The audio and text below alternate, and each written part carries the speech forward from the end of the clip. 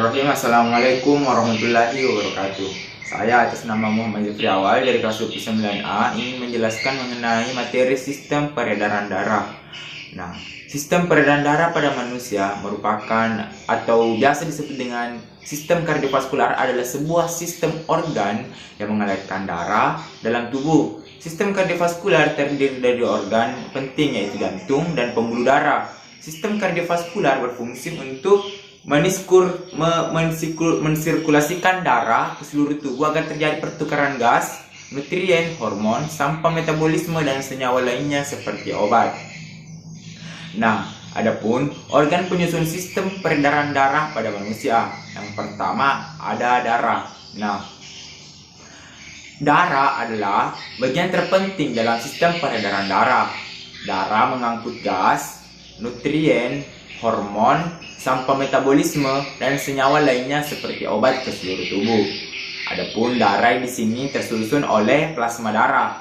Nah, plasma darah di sini berperan atau berfungsi dalam mengantarkan nutrisi gas karbon dioksida atau CO2 dalam bentuk asam karbonat dan perantara sistem imun atau berupa antibodi. Kemudian ada sel darah. Nah, sel darah dibagi lagi ke dalam beberapa kelompok. Sel darah merah atau eritrosit yang berperan dalam mengangkut oksigen dan karbon dioksida atau CO2. Nah, kemudian ada sel darah putih atau leukosit yang berperan dalam sistem imun. Nah, keping darah atau trombosit yang berperan dalam pembekuan darah. Kemudian pembuluh darah. Nah, pembuluh darah adalah saluran yang mengalirkan darah.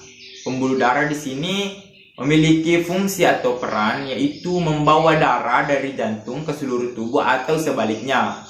Nah, ada dua macam pembuluh yang berpengaruh pada sistem peredaran darah. Yang pertama, ada pembuluh arteri.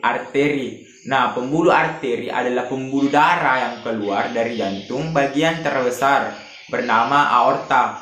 Dan yang terkecil adalah arteriol. Nah, kemudian ada pembuluh vena. Nah, pembuluh vena adalah pembuluh darah yang menuju jantung. Kemudian bagian terbesar dari vena bernama vena cava dan yang terkecil adalah venula. Nah, kemudian ada pembuluh kapiler. Pembuluh kapiler merupakan pembuluh darah yang menyambungkan arteriol dengan venula kapiler yang berperan dalam pertukaran gas dan nutrien antara jaringan tubuh dengan darah dan antara alveolus dengan darah. Nah, kemudian jantung. Nah, peran atau fungsi dari jantung adalah sebagai pemompa darah. Nah, ini kita telah belajar dari SD sampai sekarang. Letaknya ada di dalam rongga dada sebelah kiri dan dibalut selaput bernama perikardium. Nah, jantung manusia memiliki 4 ruang yaitu bilik kanan dan bilik kiri, serambik kanan dan serambik kiri.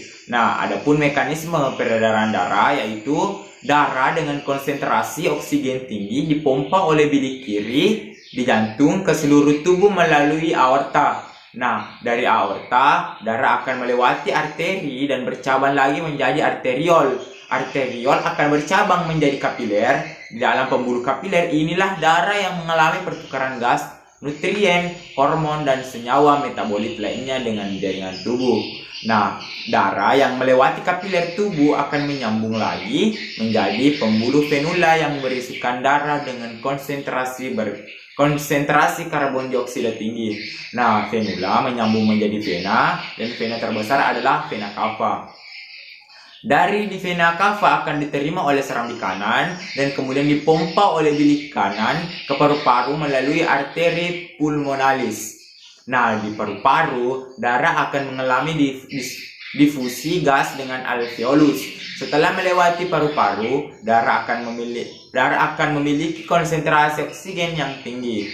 Nah, darah dari paru-paru mengalir menuju jantung, melewati pembuluh vena pulmonalis. Darah akan diterima oleh serambik kiri untuk selanjutnya dialirkan menuju bilik kiri. Nah, siklus ini pun berulang-ulang.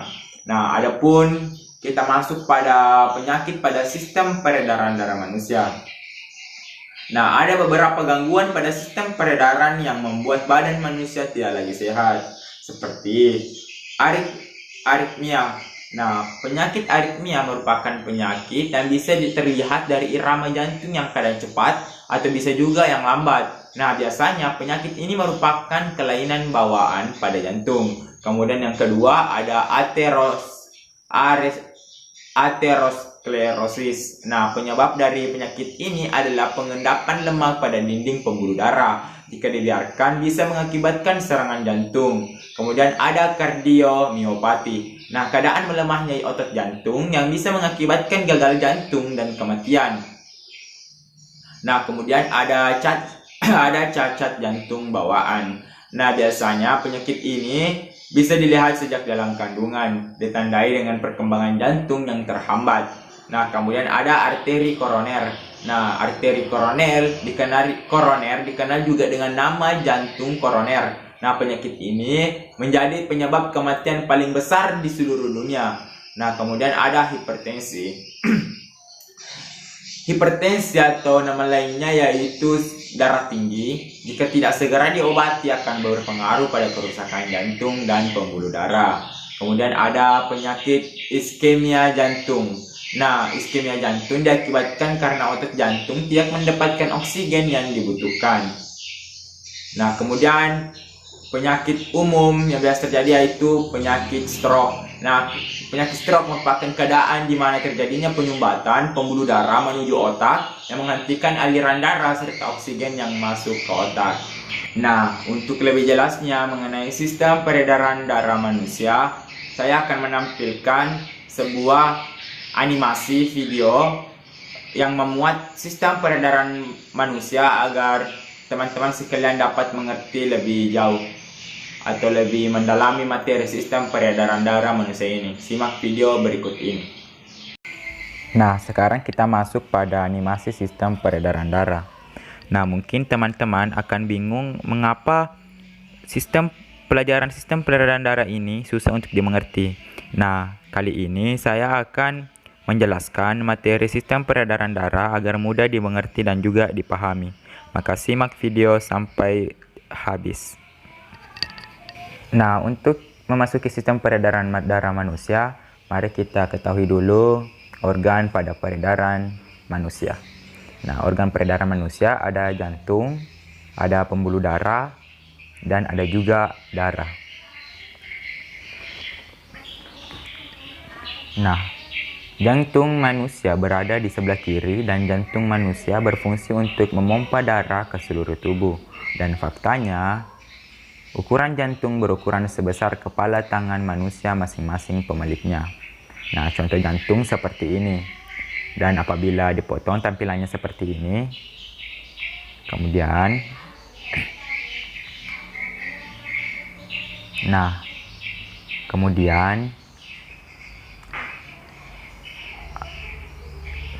kita pelajari jantung dengan tampilan seperti ini agar mudah dipahami. Nah, jantung terdiri dari 4 ruang dan masing-masing jantung memiliki beberapa bagian. Nah, yang pertama ada serambi kiri, yang kedua ada serambi kanan, yang ketiga ada bilik kiri, dan yang keempat ada bilik kanan. Nah, kemudian agar darah dalam ruang tidak tercampur, maka katup jantung memiliki ruang atau sekat yang biasa disebut dengan katup jantung. Nah, sekarang kita bahas cara kerja jantung. Nah, fungsi jantung itu umumnya memompa darah ke seluruh tubuh. Nah, jantung mengalami relaksasi atau diastol, di mana otot jantung mengendur sehingga jantung seperti mengembang dan letak darah masih di serambi seperti pada gambar. Nah, lalu kontraksi atau sistol, di mana otot jantung menegang sehingga jantung menguncup dan letak darah masih di bilik seperti pada gambar. Jadi, setiap jantung berdenyut selalu ada gerakan relaksasi dan kontraksi secara terus-menerus selama manusia itu hidup. Nah, selain jantung, ada organ yang tidak kalah penting yakni paru-paru. Untuk lebih jelasnya seperti pada gambar berikut.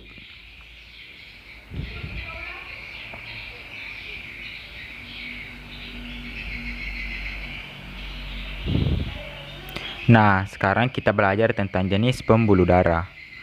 Pembuluh darah yang pertama adalah pembuluh nadi atau arteri, yaitu pembuluh darah yang membawa keluar dari jantung, yang biasanya berwarna merah. Gambarnya seperti berikut. Nah, kemudian bagiannya ada aorta atau pembuluh nadi terbesar, ada nadi atau arteri, kemudian ada kapiler, pembuluh yang sangat kecil penghubung ke organ.